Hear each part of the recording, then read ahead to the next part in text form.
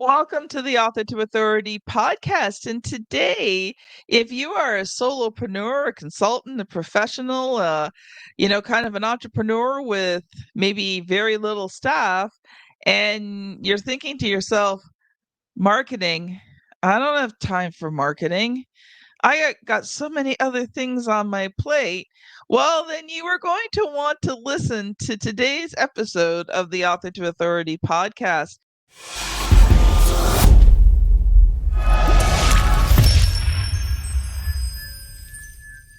I want to welcome Shelly Niehaus. Hopefully, I said that correctly.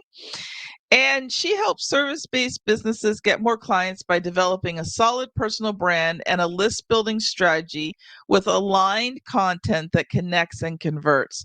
The entrepreneurial journey is not for the faint of heart.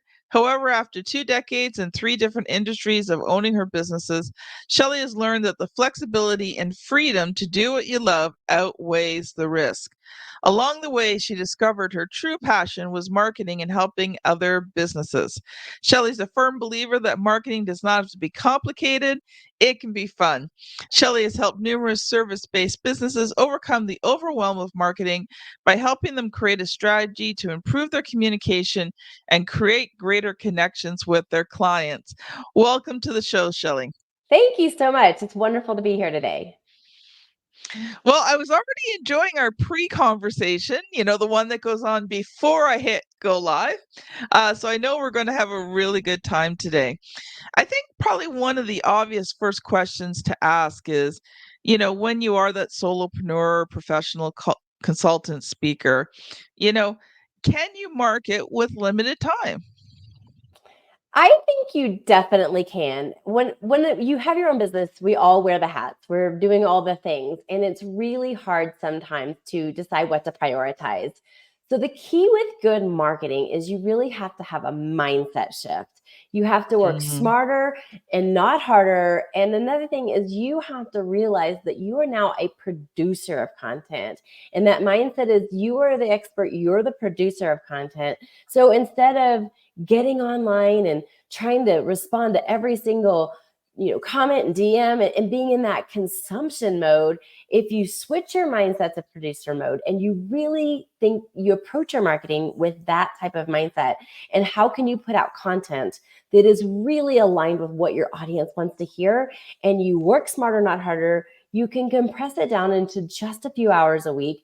You get the right content out there and get off that hamster wheel of content creation that I hear so many business owners just lament about because they feel like they constantly have to be churning out new content all the time to stay relevant. It's funny you said that. There was quite a few reasons why I started this podcast, but one of them was this was so much easier than me having to produce all of my own content. Or Amen. I could just borrow other people's ideas and let them talk about it. But and then that was one thing. It's become a whole lot more since I've started the podcast, but I love the fact that you talk about, the priority of it and the fact that it's a mindset shift and not to get caught on the hamster wheel, but to prioritize in a way that, fits your schedule and in a way that is consistent. The one thing I've thought about is you will get better results doing one thing consistently each week, even if it's a 5-minute video each week. Let's say on LinkedIn. LinkedIn's, yeah, one video link, LinkedIn's usually pretty good. But, like that one 5-minute video on LinkedIn every week will drive more results than just, going on for 6 days out of the month straight, posting, and then nothing for the rest of the month. I agree. And that's a common trap I see a lot of entrepreneurs fall in is they, get that New Year's energy with their content and they make it so hard and so complicated. And they're going to post 30 posts over the next 30 days. And then they lose steam and they're exhausted. And so I really believe, and you said it right, consistency is key. I don't care. I would rather you go all in and do really well in one place, whether that is your podcast or LinkedIn or YouTube. Pick one place to show up consistently and go. We all have different bandwidths and different seasons of our life. Mm. So if your bandwidth is you only can do one video a week, 4 posts a month, I would rather see you do 4 posts a month consistently for 6 months than to do that start and stop, because it's so confusing to your audience. They don't know if you're on or you're off, if you've gone quiet, crickets. So just consistency is key, and just showing up with that, providing knowledge Mm. and expertise. And that's really all you have to do. And that's how we simplify it. Stop making it so hard and giving yourself all these expectations if you don't have the bandwidth or you don't have the system or the team. And that's something that really irritates me about the online marketing world is you have these big influencers with these big platforms and these big teams saying you have to be doing all these things all the time. Well, that's great for them. They have a massive team and they've been doing it for years. For the person who's just Yeah. starting out, they're like, wait a minute, I can I can barely, get my 3 to 6 posts out a month or whatever. How am I supposed to do this? So my passion is, how can we take people that, are just starting or maybe just looking for more consistency and give them a system that really allows them to Mm. thrive? Yeah. Yeah. And I think sometimes we get it in our head that it's more difficult than it is. One thing I've been focusing on is, and I have to admit, on LinkedIn, I'm not as consistent. My goal was to get the podcast consistent, and I'm there. So now I work on getting some other things consistent. But the one thing that I've been thinking about with LinkedIn is just sometimes how you can just let the stories come.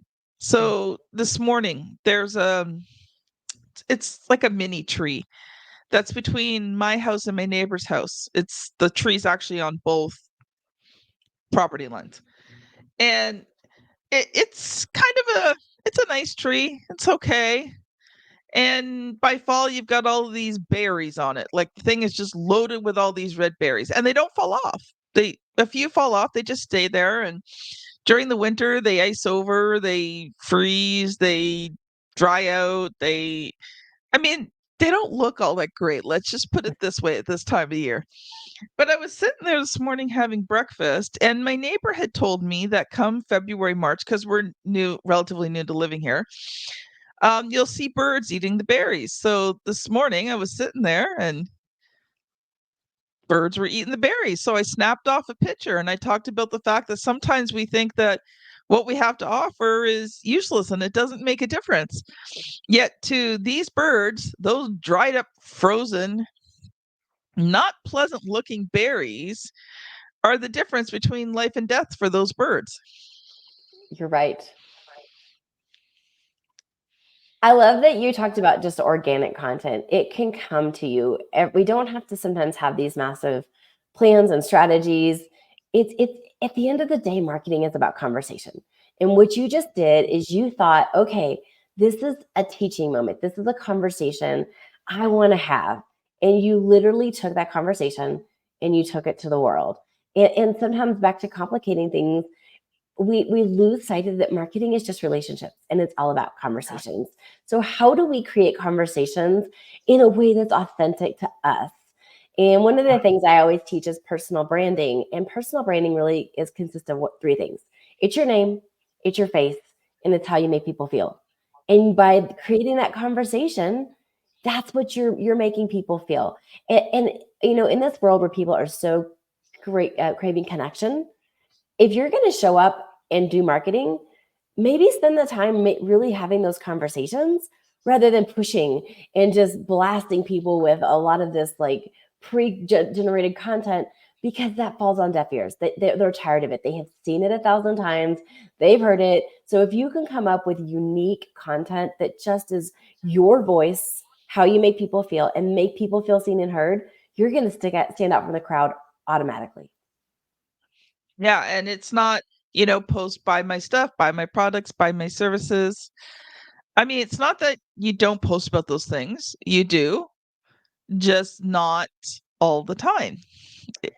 You have to create a relationship, and the Yeah. first part of creating content, if you're just starting out and you just need to start posting, and just, I would say, start creating content that connects, and that's exactly what Yeah. you just did. And then add that positioning content that positions you as the authority. And then you do the inviting, which is you invite them on that next step, like sign up for your lead magnet, buy your thing. But the connection post, if you just are saying, okay, I'm going to start on LinkedIn this month, or I'm going to be more consistent, if you could just do connection posts for your first month, because you have to bring those people in before they're ever going to do Yes. that know, like, and trust factor to even think about buying your stuff. Couldn't agree with you more. And I think that's where we complicate it. We're going to switch gears in a minute, but audience, it's that time again. RTI Publishing has great resources that you can use to not only write a book that converts readers into clients, but will also help you scale your business. Listen to this very short ad, and we will be right back. Writing and publishing a book that converts readers into client and scales your business is hard, but it doesn't have to be. Get my free checklist at bit.ly/create and scale that will show you what you need to do to have your book become a well-converting lead generating tool.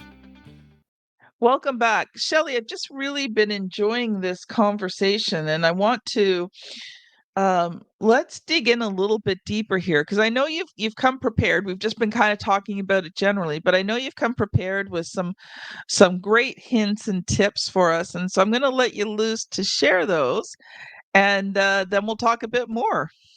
Okay. Well, one of the things that I hear so commonly as a coach that just helps entrepreneurs with their marketing is that it's kind of the thing that falls off the platter. If you go through the buffet and you're putting all the food in, and then your plate's so overflowing that the shrimp are falling off the platter. And so their marketing is the last thing they add to the plate.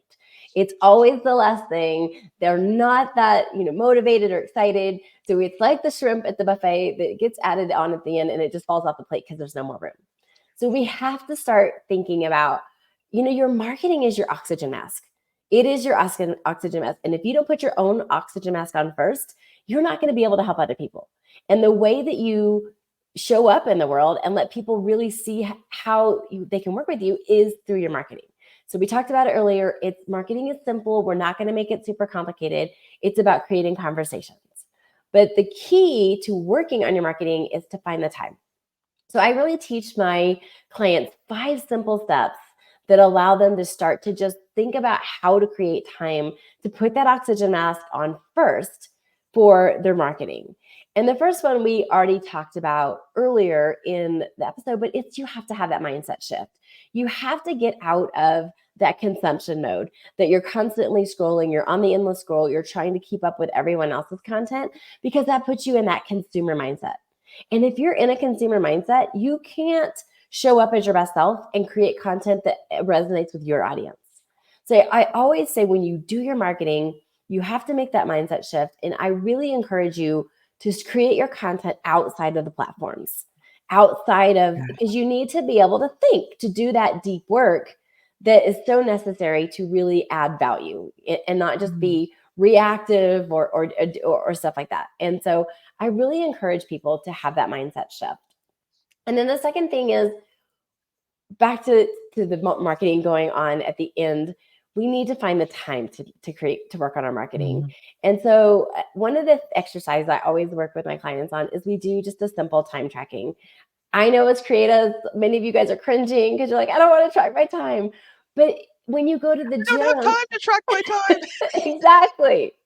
But when you go to the gym or you go work with a nutrition, what's the first thing they have you do? You have to track your calories or your macros or whatever, because if you don't know what's going on, how do you know what to fix? And so you don't have to make this really hard. Grab an app, only do it for, a week max. This is not a lifestyle you're adapting. But if you don't understand where you're actually using your time or how it's being spent, how do we know what to fix it?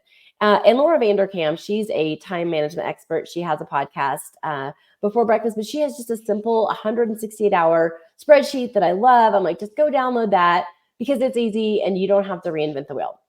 So we have to figure out where our time is going, because then we will know maybe where to fix it. So if you will jump on that bandwagon with me, just it's just for a few days. Yeah. Let's figure out where it is.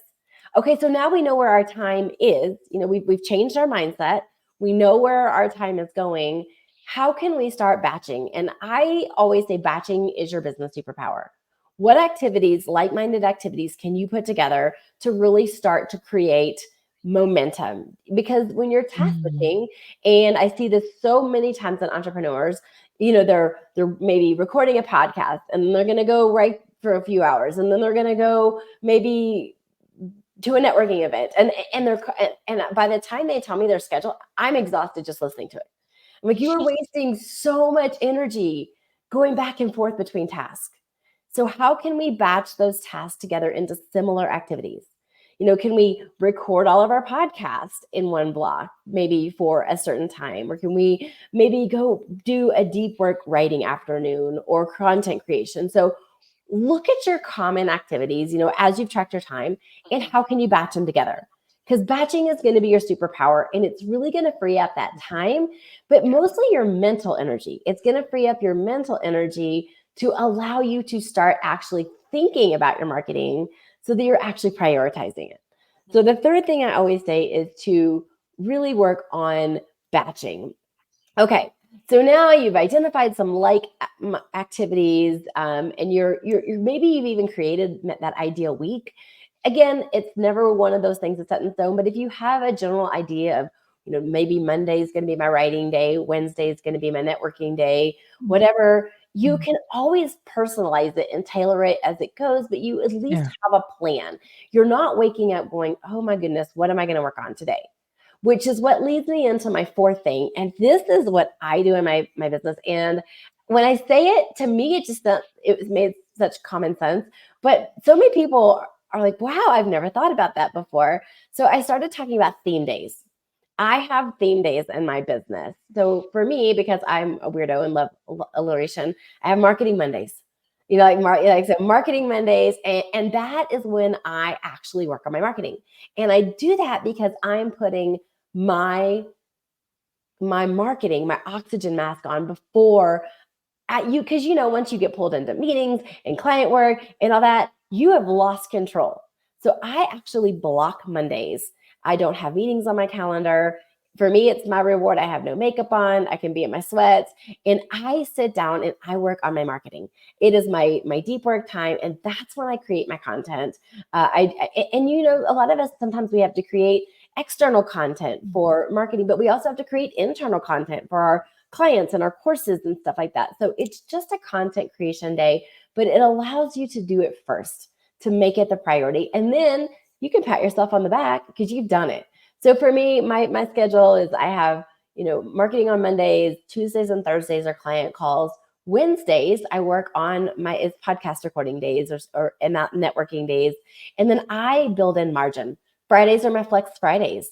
Because if you schedule 40 hours a week, there's no margin. So what if, Yeah. your internet goes down? Or for those of you that have kids at home, they have a Monday off of school. Now you're like, oh my goodness, I've lost a day in my week. So Fridays are my Mm. flex Fridays because it gives me the opportunity to go back and back clean up for maybe one of the days that Yeah. something happened. And then the last Yeah. one that I really say is you got to schedule it. Because if it doesn't get scheduled, it doesn't get done. So go pull out your Google Calendar, your paper planner, whatever it is, and put it on the calendar. Because you can, track your time and batch and create your ideal week and even come up with these great theme days. But if you don't do the final step and actually go block time on your calendar so that other people can't be putting meetings on your calendar, it's not going to work. So the final step is to actually go in and schedule it, because what gets scheduled gets done. Those are my 5 Shelly, steps. how dare you? How dare you schedule time when you don't do client calls? Like, that's just not what entrepreneurs do. Don't you know that? And of course, I'm saying it with a very big smile and sarcastic voice because it's, We you get know, in that trap the though. yeah, we do. We get into that trap of thinking we have to be available all the time to everybody. And one of the freeing things for me has been to actually set aside days where I don't do client calls. Now I have times during the week when I do client calls, and I have days that just are blocked off. I call time spot holders because those are my days that I work on the things that I need to work on. Sometimes I'm working on big projects that I can't go from working on the project, do a podcast, work with a client, go back into it. I need that concentrated time to be able to do some of the things that I do, including, I'm working on my next book. Haven't announced that yet, so I guess I just did, but I'm starting to work on my next book and just yeah, it's okay. And you It's show up okay. better.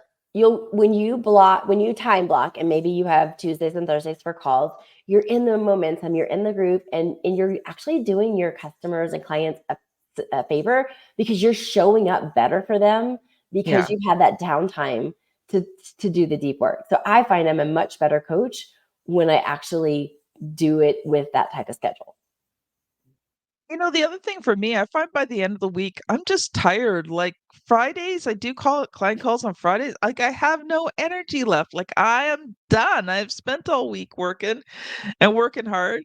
So I finally just decided that, I might occasionally, if it's really important client call, sometimes I have to book them in on a Friday morning, but I do not book any more calls anymore for Friday afternoon because you are not getting the best me. You are getting the tired Kim is watching the clock, just waiting for that last call to happen so she could kind of crash. And that's not the Kim you want to be dealing with when it's important things like writing your book.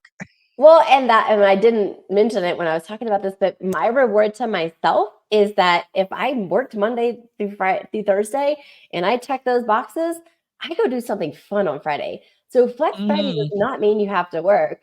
Go ride your bike, go get a massage. Whatever is restorative for you, that actually is my incentive to work hard those first 4 days because I know I have a play date or with myself, just like something fun to go do if I can do it. Now it does it always happen? No. But I do reward myself with that because it is yeah. my reward for working efficiently. Yeah, my reward has a name. It's called Michael's, the arts and crafts store. See, whatever wherever you want to go, that's what it's all about. Now, here's something interesting.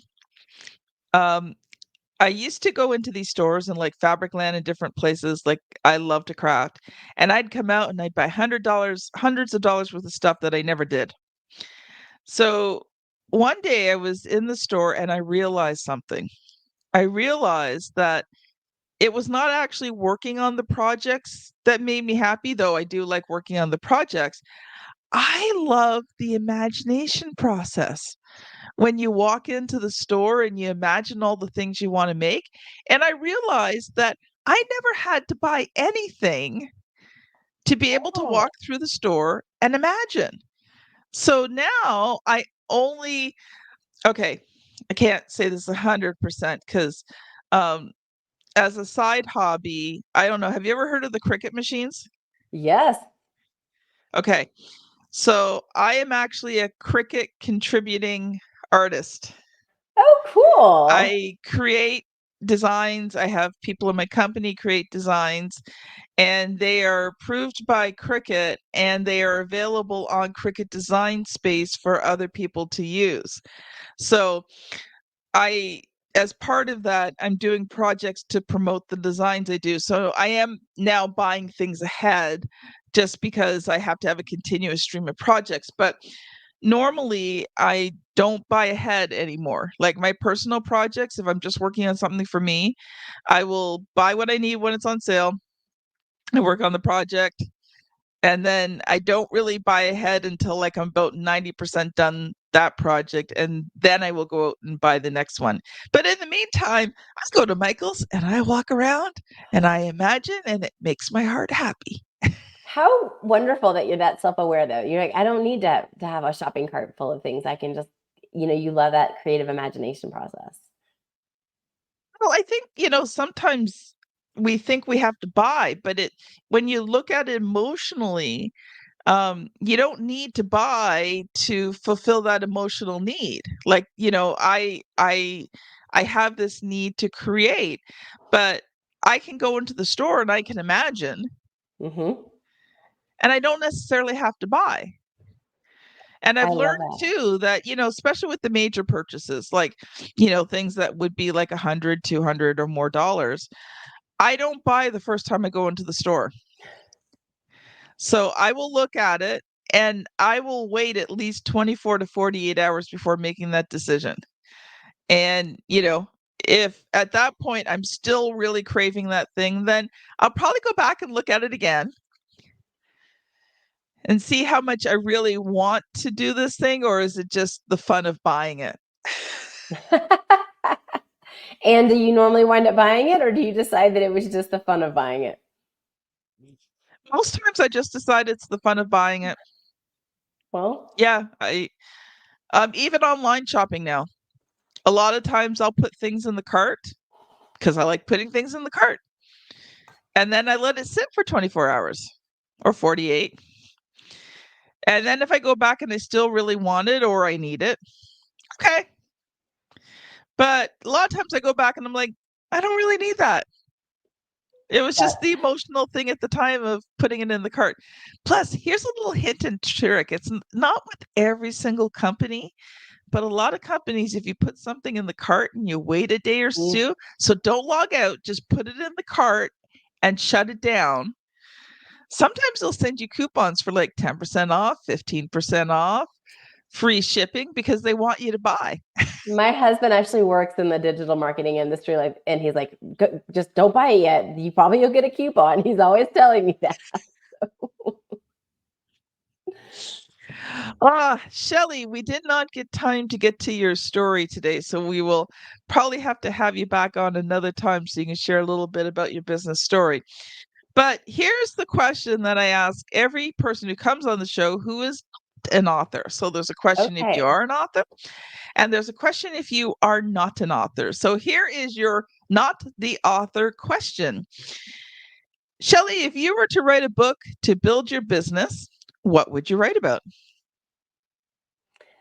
I actually would love, I have my own podcast. It's Educated, Empowered, Inspired. And I educate people on a topic. I empower them with a practical and tactical step that they can take this week. And then I inspire them. And I would love to have a companion book to that podcast where, because I see so many people sitting around just with a culture of consumption. They are just watching and binging. And, I love master classes and Netflix, but at the end of the day, we got to go out and do something with what we've learned. So it would be a way to really educate them on topics and then empower them. Like, what are we going to do about this? How, and of course, mine would be around the business world, but how are we going to take the 5 steps that I just talked to you guys about today? And how are you going to get started this week with making a real change in your business? And then at the end, leave them inspired, because we all need a little bit more light and love in this world, and connection and community. So I always love just inspiring stories that really lift each other up and encourage us on this entrepreneurial journey. Because you said in my bio, it's not for the faint of heart. And there are days that I just want to throw in the towel and I want to go back and get a 9-to-5 job. And I know we've all been there. So the inspiration piece is like, keep going, just keep going. Wherever you are, keep going, because it's gonna, if you're in a tough season, it will turn around. Or if you're in a season of abundance, enjoy that season. So just keep going. So that would be the overarching theme for my book. Love it. Love it. Well, we've got a couple of minutes left here, Shelly. What I would love for you to do is share one final thought with us. And for those who have really enjoyed this conversation today, how can they connect with you? Well, I would just say, if you do nothing else, if you have no other takeaway from this conversation, shift your mindset. If you can just shift your mindset from that consumer mode where I always joke that you're trying to find the ends of Instagram, where you're just scrolling and it doesn't exist. I guarantee you there's no end of Instagram or Facebook or LinkedIn. But just when you get online, be really strategic about how you spend your time. You're the producer now. So what kind of content are you going to put out into the world that's going to add value? But also, if you're really limited on time, how can you show up and build relationships? How can you go into people's messages or comments and really add value and build relationships in the online space and not just create more noise.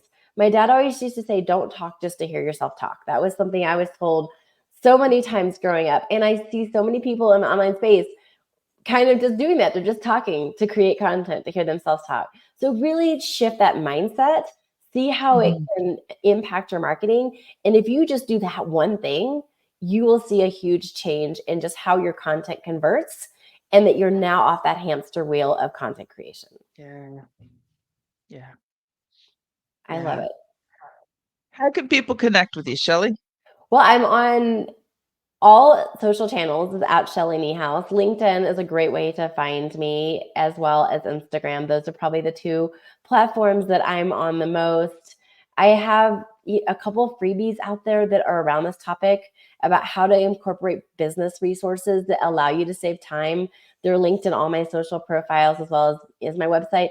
But just think about how you can actually start overcoming that overwhelm, and you don't have to live in overwhelm. You can always work smarter, not harder. And these tools and strategies that I taught today are the first step to implementing it and just getting control of that chaos, and not being the reactive entrepreneur, but the proactive entrepreneur that is out there in control of their own destiny and really showing up and making a difference. And how can they find your podcast? It is Educated, Empowered, Inspired Podcast, and I am on iTunes as well as Spotify and all the other platforms and YouTube. Awesome. Thank you so much for being on the show today, Shelly. I really enjoyed the conversation. Thank you for having me. It was wonderful, and I just really enjoyed. I love. I just hope that this marketing made simple will resonate with someone, and that they just can walk away with thinking that it doesn't have to be hard. If I can just lighten that burden and make it everyone's day a little lighter, then it was just a great conversation. So thank you so much for having me. You are so welcome. Audience, where do you go next? So I would love for you to scan back about 5 episodes to how to start and grow your email list with Tanya Brody. If you are on YouTube, you know the routine. The thumbnail is here somewhere. I don't know where my daughter puts it, but it's here. And if you're on your favorite podcast app, you're only going to have to do one little swipe back to find that episode. Well, audience, have a great day, and we will see you on the very next episode. Bye now.